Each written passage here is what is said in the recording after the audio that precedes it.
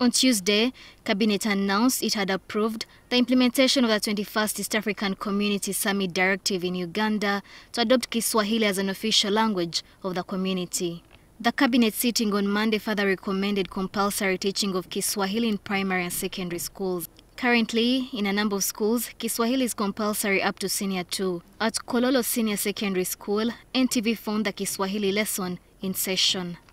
At first, it was so hard for me to catch up with Kiswahili, but we kept on learning as we were in nursery. Like in English, we kept on learning few things like capturing few words. By now, we know Kiswahili and we are gaining a lot. By now, I'm in Senior 5. Now, when I add on Kiswahili being compulsory, it will be affecting me that in the way that when I'm doing sciences, I'm doing my PEM, physics, economics, and math, and I add on Kiswahili, so it is a great challenge. But some schools and members of parliament say that, though it is a good idea that will boost unity, communication and trade among East African countries, we do not have enough teachers for the subject.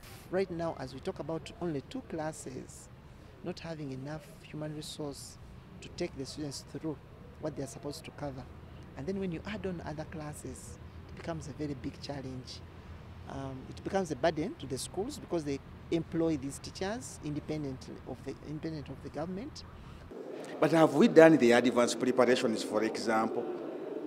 In terms of human resource, do we have the required number of teachers, trained teachers, to handle Swahili in primary, secondary, and maybe tertiary institutions? We need to embark on training our teachers first.